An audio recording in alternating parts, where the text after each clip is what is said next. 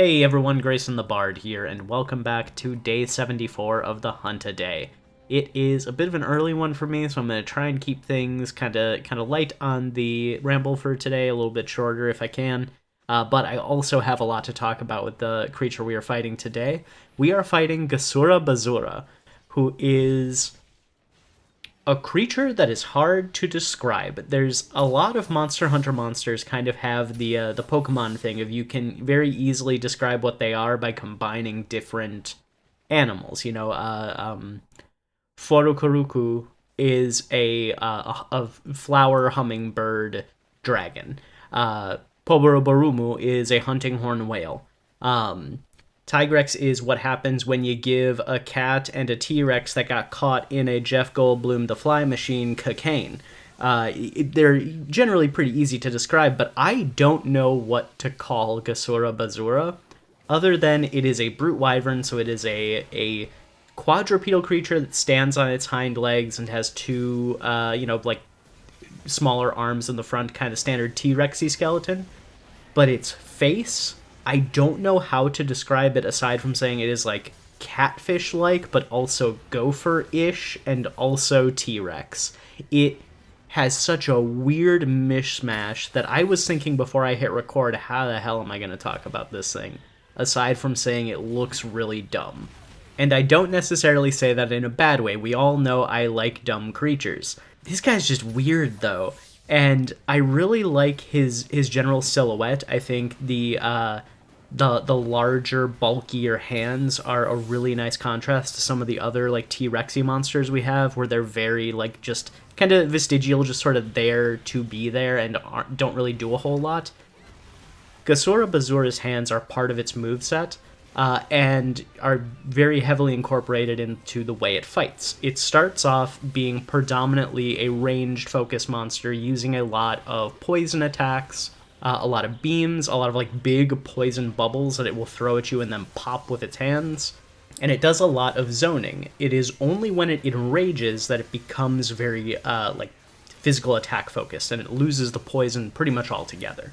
When that happens, the spike on its back grows, its tail gets a little bit wider, and his hands have this like Super Mario mushroom growth animation. They like broop, broop, broop, broop, in order to get bigger, and it looks really stupid, and you can see it very clearly in the video.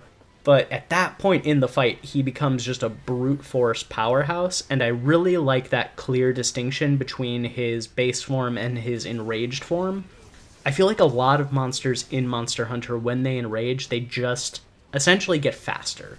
And that makes a lot of sense, but I really like it when monsters have very clear differences in what they can do when they're enraged, rather than just, yeah, it's the same monster, just faster, so you gotta be more careful. And Gasura Bazura does a really, really good job of that. I am gonna leave y'all to your own conclusions about his aesthetics. I really like his silhouette. I like the way his body is shaped.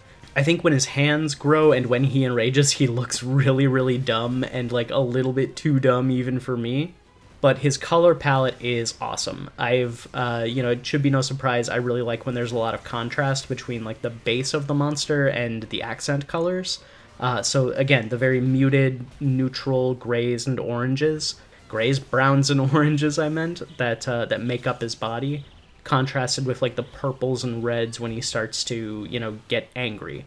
I think it works really well. I think it contrasts really well, and I think it walks that line of being over the top, like too over the top. I think it still feels like a creature that I could see exist, while still, it very much is a like fantasy MMO creature. My favorite thing about the monster, though, is some of his moves. They are wild. I mentioned the big poison bubble, but he also does a move that I can only describe as Gasura Bazura from the top rope. He will, at a point in the fight, I'm pretty sure he only does it when enraged, he will summon a pillar of sand. He will make a pillar of sand pop up from the middle of the arena, jump up on top of it, and in all but doing the elbow double tap, jump off of it and give you the flying elbow. I really love professional wrestling. I watched a lot of professional wrestling when I was a kid, back in the 2000s, and he reminds me a lot of anyone who remembers the wrestler Rob Van Dam. his like signature move was like called the 5-star frog splash or something like that. And every time Gasora Bazora does this move, I think of like Rob Van Dam from the top rope, like flying down on another wrestler, and it's real good. It's real good.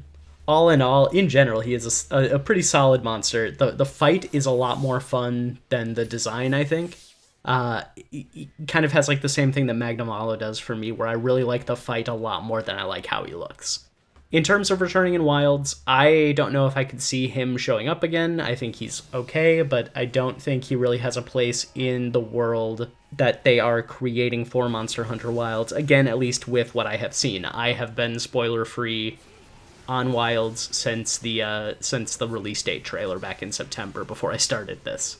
But I don't really think he fits, so I'm going to say like maybe a 1 out of 10 for returning in Wilds, and I'll put it like kind of flat in the middle, 5 out of 10 for returning in a future Monster Hunter game. He's a creature that I think would definitely need a little bit of a visual overhaul in order to feel really natural in a Monster Hunter game, in a more mainline Monster Hunter game.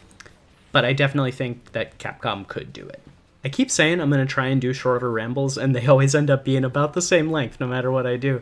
So this is where I'm going to end up for today, though. Thank you all so much for watching. Please stick around until the end of the hunt if you can. Like, comment, and subscribe if you want to. Don't if you don't. And until next time, I'll see you next time.